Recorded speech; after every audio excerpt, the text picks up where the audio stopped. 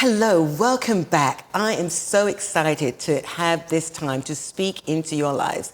Today, the topic is on leadership and why the qualities that leaders need today is so important. So it is with great delight I get to introduce my dear friend, Dr. Veronica Cochran. Hello, Miss Veronica. Hello, Dr. Marina. So let me just tell you a little bit about my friend. She received a bachelor's degree in nursing from Edinburgh University in Pennsylvania, a master's in theology from Jacksonville Theology Seminary in Jacksonville, Florida, and awarded an honorary Doctor of Divinity from Friends University in recognition to the countless hours that she has devoted to ministering to others. But the thing that I find most impactful, as we've always talked, is leadership. Yeah. And one of the things that you do, before I get too carried away, is that you enable leaders to advance themselves. But before I really get carried away, tell them a little bit about who you are. I've just given them a snippet, but tell them who you are. So my name is Veronica Cochran. Yes. I currently am the founder and CEO of an amazing organization known as L.I.F.E Concepts. And L.I.F.E is an acronym for Leadership is for Everyone. Nice. And honestly, it is the cornerstone for a lot of the work that we do. And I think there are three central premises that organization was both created for, but also remain committed to. And that is, number one, we believe that leadership is a core competence. Right. And that it is not necessarily a job competence, but it's a life competence, right? So we believe that leadership must be a core competence. Second to that leadership development must be accessible to all. So we kind of went about the business of creating content, coursework, resources, tools for everybody to learn to lead. And then thirdly, we recognized that leadership needed to be a cultural imperative. People needed to understand the value of learning to lead, and truly that it is my duty to contribute in a way that creates both our collective and connected good. You know, we've talked about leadership for the longest time, and what I love about you, in all the facets that I've known you, I knew you when you were in the nursing industry, and then you moved up and became vice president. You created curriculums for leadership. Yep. But I've known you both in the corporate world and in the spiritual world. How have you managed to balance that, if you have? So quite honestly, I think for a long time, I thought I needed to keep those lanes really separate. And partly I didn't want to be offensive to people who may not have understood kind of the backdrop in which I really, Christian, spiritual. And then I wanted an opportunity, because sometimes you feel like people will prejudge you before they have an opportunity to really get to know you. And I've been at this long enough now that I really believe the essence of who I am, the base of how I bring this work forward is truly out of a faith base. And so I am no longer in the closet about that. I really believe that it allows me not just to have the courage to challenge the trends of our day, but truly that's where the source of my revelation is. You know, you've been doing this for over 20 years. and the over 20 years is in the opportunity and privilege to be in a variety of managerial posts. We talked about that. But I love what you say in your bio, which I want to emphasize. Your success in each role came by the way of development and the determination, as well as the greater sense of both self-awareness as a leader, depended on the ability to adapt. And you know, one of the questions I have for you is, how do we make successful leaders in this day? And this is now, when I talk about this day, I'm talking about COVID, because COVID has changed a lot of ways that we do things. We've had to adjust. We've had to, in your case, make policies for employees. So, being dependable. Yeah, I think if COVID taught us anything, it taught us, number one, people want compassionate leaders. And the thing about leadership, it's not a constant. Leadership is this evolving dynamic that this time next year, the expectations of what people want and need from leaders will look radically different. So I think COVID showed us that people want people-centric leaders. They want leaders that are absolutely compassionate, that see them. and quite frankly, truly connect to them. So the absence of true connection has created more of a maybe desire for true, authentic connection. Now notice I didn't say connectivity, because we have that through technology, but it doesn't necessarily translate into true connection. So I think leaders today have to find a way to truly demonstrate compassion and really connect to people in a way that's meaningful. And so I think for me, I learned that leadership is 100% about people. And even though you have a lot of things to do, like a lot of objectives, priorities, strategic directives, ultimately you do that through people. So for me, leaders create the phenomenon we call leadership. And leadership is what creates strategic ends, strategic desires. And I love going back to so many things that we've talked about. I'm trying to concise like 20 years of conversation in this time so people really grasp what leadership is. Because there's a lot of women that are sitting out there that know they have leadership capacity, right? And we base leadership on what we have seen. What are the challenges in this new generation of leaders that are coming forth? What is their challenge? So I don't necessarily think it's a new challenge. I think that any level of stress and frustration just exacerbate what already is present. But I will tell you, the finger pointing to me goes to the way we've defined leadership. We've defined it by titles, positions. How many direct reports do you have? How much direct authority do you have? Do you have an office? Do you have how many people are under you that you supervise? Yes, and you can no more define leadership to a position than you can define or confine air to this room. Right. So we have to find a way to allow people to access and develop the inherent leader in all of us. Right. Which is why when you go back to when we were playing as kids, then you play Follow the Leader and some of those other games, and you wanted an opportunity to lead, right? And in that, most people, we learn these simple principles, and somehow when we matured, we actually forgot them. But I do believe it all begins with redefining leadership in a way that allows people not to deselect, because I don't have that, I don't have that, I don't do that, right? So you have to define it in a way that creates some level of, I can see, I can be and do that. And then I really do believe we have to move leaders from believing that their job is to manage people when their job is not to manage people, but to develop leadership potential. I've got a question for you as you say that. So to develop leadership potential, these days, we're doing everything virtually, right? So it's easy for leaders to have that exclusivity, is that the right word? But how do you break that down, that we're no longer aloof, that we're part of this core that is developing and coming forward? And that's a great question. And that really is, I think, the basis of our work. So when we get finished, helping organizations define leadership, because what we do is we teach them, to really kind of discover and in some ways develop their unique leadership DNA for that organization, because there's no such thing as generic leadership. And then from there, we teach them to develop leadership as an organizational value, then develop it as a competence, and then to a measurable outcome.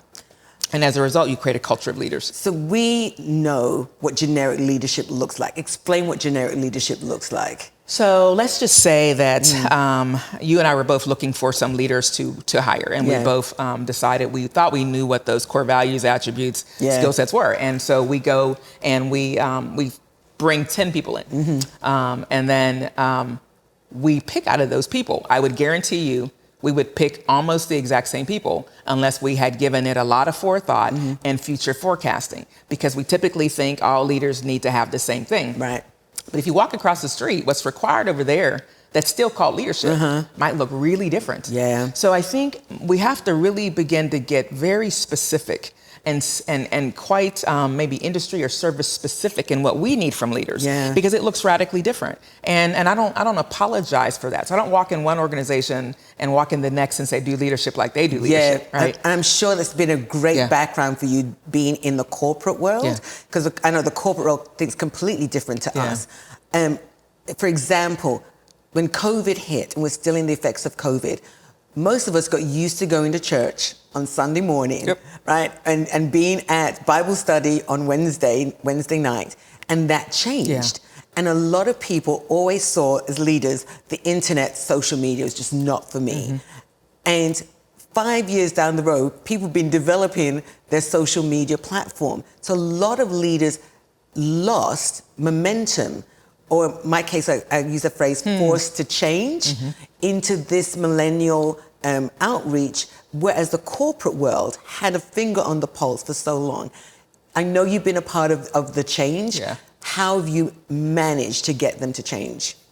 I think for me, so we were a little early to the party because I did a lot of things virtually. Like I built my school online, right? Yeah. So I was already kind of moving that direction. I do think like we all got a swift kick in the pants to move down the virtual lane. So I do think that's been good. The thing I think is powerful is leaders are responsible for setting trends, setting standards. Come on. Thinking outside the box. Right. And so what happens in the trappings of any crisis is you cannot approach the crisis with the same mindset. So even for me, what I find is I have to allow myself the privilege of outthinking myself, right? And so it really becomes about how do we change the distribution and the methods in which we deliver our content or our service or our product. And I think it was good. Did it have a learning curve? Absolutely. Are we still in that learning curve? Yes. Absolutely. But if we can reach more people by simply diversifying our approach, we would do well to do that. You know, leadership is something that we love to talk about. And so you are just enjoying this conversation that we've had for many years. But Veronica, one of the things that is in the vocabulary of leadership today is diversifying and inclusion because of all the injustice that has taken place. And women are rising to the forefront in these leadership roles like never before. I'm thinking of Starbucks just hired a female in leadership, in the executive leadership role. So, my friend, how have you managed to implement diversifying in both the corporate and the Christian leadership roles? So let me at least say that, I mean, I have had my, 2020 was a really interesting year for me. But I do believe I've had my own, I feel like I was born again in 2020. And I've never wanted to be more visible as a African-American woman than I do right now. Like, wonderful. Like, and so I am also keenly aware of the responsibility I have as a... I'm going to say the weight of responsibility, because you have to be, we've talked about this for years, you have to be the example, right?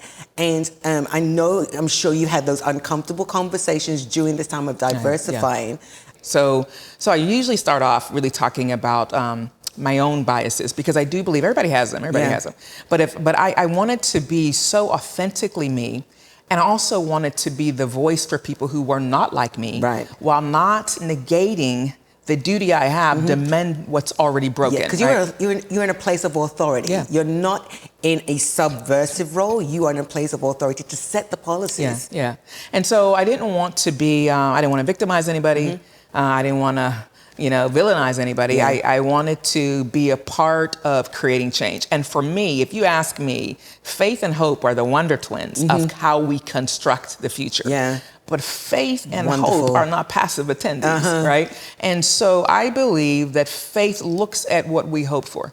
And so as a result, right? We've been preaching on that. Right? Well, and so it's not passive, because we tend to think that because we are hopeful, that is the extent of our work.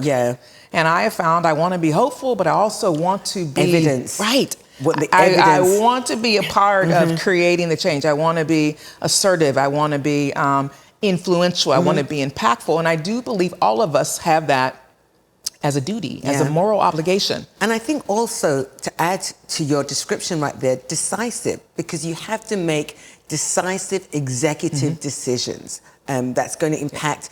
I've talked with you when you had to put out the statement for COVID that would be repeated throughout the whole organization. And then now the statement of inclusion that takes place. So without giving too much away, what was that statement and even writing that statement or policy like for you?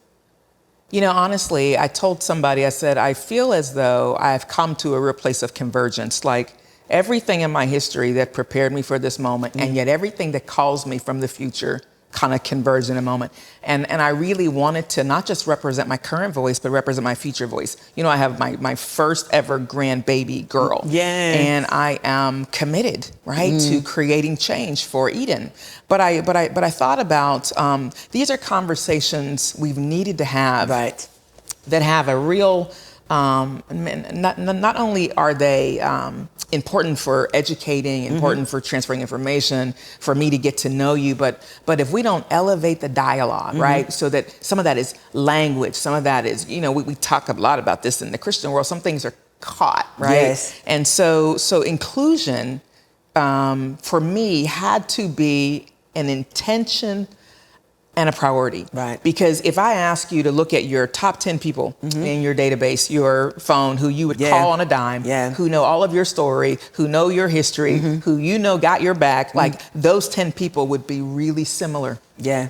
That's where the problem starts, right? That even except for Marina, well, maybe because you know, what do you call me, the human resource, the network of networks? Network of networks. Yeah. Yes. My color scheme in those 10 people would be so diverse. Well, that's good, but that's probably not the most normal. And I'll be honest with you, because we would find similar religions there. We find similar ages there. We find our list with similar genders. We find our list with similar race, ethnicities. Yeah. People have the same profession as me. People that are educated like me. People that make the same money I make. People that are married or not married. And the list goes on and on and on. Okay, then I'm guilty. That's where bias is, right? So the first place is we've got to become aware enough and conscientious enough to begin having that kind of internal conversation, number one. And then I think when it comes to like diversity, there's no need for inclusion if we're not going to practice diversity. Like inclusion. And the thing that makes inclusion so difficult, Marina, is we can't really mandate inclusion. I can mandate equity because I can create the policies around it. But inclusion is sitting in your heart, that I can't see it, but it's demonstrated in how you treat me, right?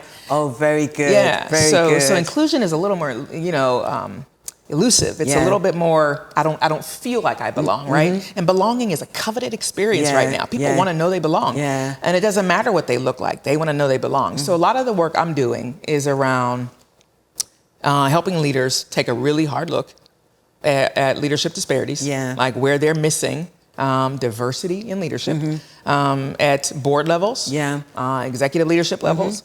And then we're also taking a really hard look at culture. Like, what in your culture doesn't support inclusion? You know, your early years of leadership made you establish a curriculum.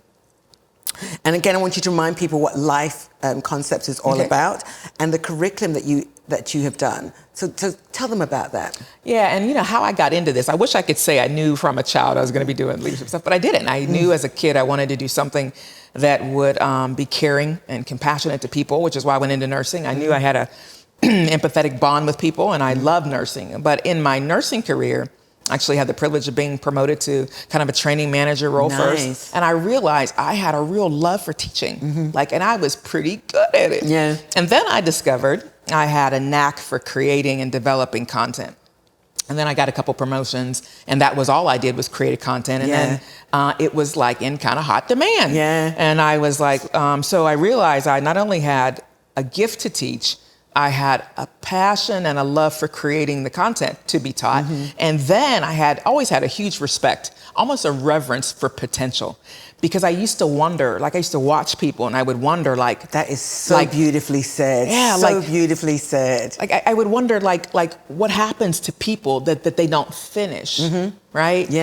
Because education, the word itself means to draw out, right? So when you're developing potential, what you're doing is extracting. You're helping people draw out the best version of themselves. And as a leader, I feel like I owe you the best version of myself. And I can't get to that without self-awareness. And so Life Concepts was kind of created to actually, I didn't create Life Concepts for organizations, although I serve organizations, but that's the door I get to go through to get to the cellular level of the organization, where just the people are that are untitled, that need what it is we have. But I do believe if you look at the life expectancy of most leaders who are leading independently, they are dying early. I'm talking about life expectancy. Oh, you mean death? Yes, life expectancy. And so I wanted to bring this kind of content and this revelation to the church because like we still still think that, even in churches, it's an executive team. There's 5 or 12 people that carry the entire mission and vision of the church. And then there's all these beautiful, talented, gifted, anointed people who sit in the pew. And I believe that is where the mission is embodied. And so unless we can get... help people understand. There's a beautiful scripture in Corinthians that says, lead the life to which you are called. Oh, nice. Right? Which means God always envisioned you would lead in life. Now, that may not make you a CEO. It may not make you a vice president. But here's what I teach. I teach single moms the same thing I teach CEOs. Because whether you are raising a generation or a bottom line, they're both equally important, right? Wonderful. For the future. So I've created a couple of signature courses, and one of those is Wired to Lead, and Wired to Lead is kind of my corporate manifestation of here's what leadership looks like. And it's a pretty deep leadership intensive. And then I've created Life as a Calling to Lead, kind of off that Corinthian scripture. And it really is to help churches optimize leadership. Wonderful. Like activate the pew, you know what I mean? Get everybody involved in mission and vision accomplishment. So yeah, it's been really fun. My last question to you is I'm going to put you on the spot, and I'm going to ask you to give 3 tips, which might be really difficult for you to give. I'm putting you on the spot. Okay. 3 tips to improve a person's leadership skill. Yeah, well, we've talked about a lot of it already. So I'm going to be redundant for a minute, because most leaders I get to work with, we are working in the self-awareness space, because you are truly a revelation unfolding. Right. You know that better than anybody. And so because you are not a constant, you are dynamic and consistently changing, I think self-awareness is ever necessary, right? And the better you are, the more self-knowledge you have, the more ability you have to manage. And first base of leadership to me isn't about managing people. It's about managing me. Yeah. Right? So self-management is a critical part of leadership. And then, so I'd say self-awareness would be first. I think the second one I would drive people to be a great leader today, you've got to be inclusive. So you got to go to work on determining how to build your inclusion capacity. So that means for me, you've got to be a learner. You've got to figure out how to integrate into cultures, how to learn about new diversities and sensitivities, and like we've just have such a small corner of the world that we've been privileged to, right? Yeah. So I encourage leaders to become inclusive, because I believe true leadership is collaborative anyway. So the more inclusive you are, the more collaborative you'll become.